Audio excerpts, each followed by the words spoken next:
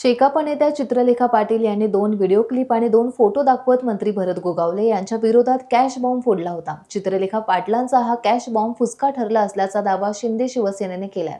एका व्हिडिओमध्ये पैसे मोजणारा तो व्यक्ती भरत गोगावले नसल्याचं स्पष्ट होत आहे, तर दुसरा व्हिडिओ हा गोगावले यांच्या निवासस्थानाचा असून यामध्ये वयोवृद्ध व्यक्ती गोगावले यांना एक कागद देत आहे।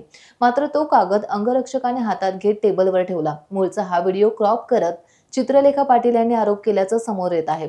याबाबत मंत्री भरत गोगावले यांची कोणतीच प्रतिक्रिया मिळाली नसून गोगावले यांच्या मीडिया टीमने या व्हिडिओचा पंचनामा केला आहे।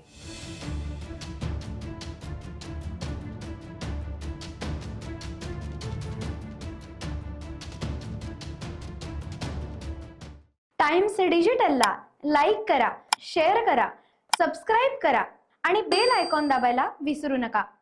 Times digital.